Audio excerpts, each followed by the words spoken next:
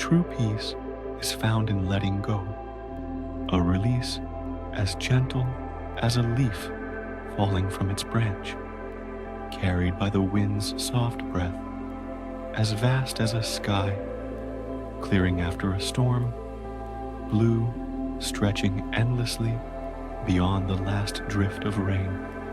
It is a surrender not forced, but inevitable, like the tide receding or the sun dipping below the horizon. A motion so natural, it needs no name. You cannot learn what you do not believe is necessary. A door stays shut when you deny its key exists, when you turn from the faint gleam of its handle in the dusk. And yet, necessity itself is an illusion of the mind, a phantom woven from threads of want, a tapestry stitched with restless fingers. It whispers that something is missing, that the fabric of you is torn, when in truth, no tear ever was.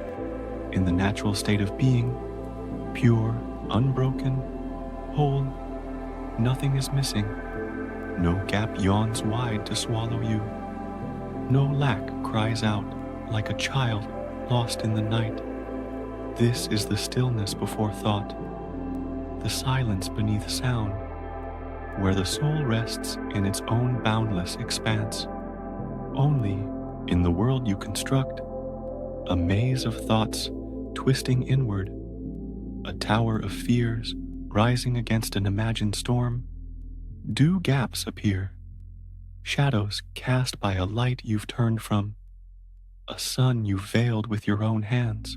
The concept of lack is the root of all struggle, a seed that sprouts thorns, piercing the flesh of your peace, convincing you that you must chase something beyond yourself to be complete, a hunt that stretches across lifetimes, a horizon that retreats with every step. You run toward a mirage, parched for a water that was never withheld, blind to the wellspring already within.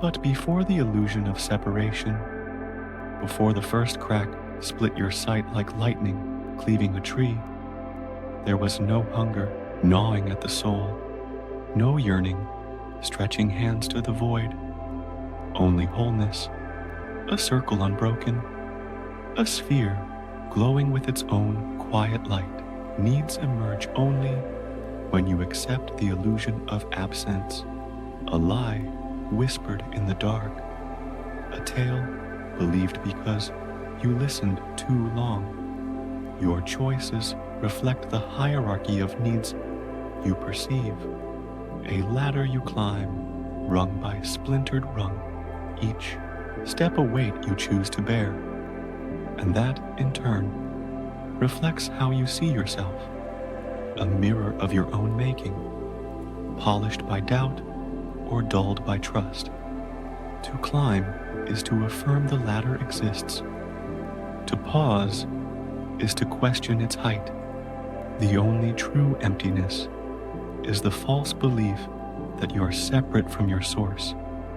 Fracture in perception, a glass shattered by doubt, its shards scattering across the floor of your mind.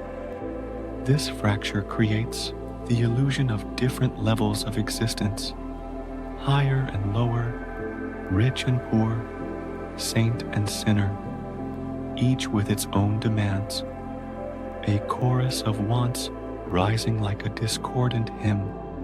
You see the world as a stairwell, each step a struggle, each landing a fleeting rest. But as you dissolve these divisions, walls crumbling into dust, lines fading like chalk in the rain, your needs merge, a stream joining the sea, and so do your actions, a dance without discord, a rhythm without resistance. Unity erases inner conflict, a song sung whole, its notes blending into one, and peace settles where strife once stood. a garden reclaiming a battlefield. Correcting this illusion must begin within its own framework, seeing the lie for what it is, a mask worn too long, before transcending it entirely, a step beyond the veil into a light that blinds only the blind. You believe in dimensions, higher and lower, before and after, because you believe in time and space, a clock ticking its mechanical heartbeat, a map stretching its inked borders across the infinite. But these are constructs, not realities, tools of the mind, not truths of the soul, scaffolds built to climb back to what you never left, crutches for a leg unbroken. They serve only to undo the disbelief in your own completeness, a bridge you cross to find you were already home. Time is a river you imagine flowing, space, a room you pretend has walls. Step outside the dream, and both dissolve. You cannot master fear because you invented it, a shadow you drew with trembling hands, a ghost you named in the stillness and called your own. Like all illusions, fear persists because you believe in what you create, a belief that binds you tighter than chains, a knot you tied yourself. Yet belief shapes perception, a lens you hold, bending light to your will, just as certainty shapes reality, a world you build brick by doubting brick. Love, in its purest form, clear, boundless, a river without banks, knows no fear, a light too bright for shadows to cling, where love is absolute, full, unfractured, a flame that consumes all it touches. Fear is impossible, a whisper silenced before it forms.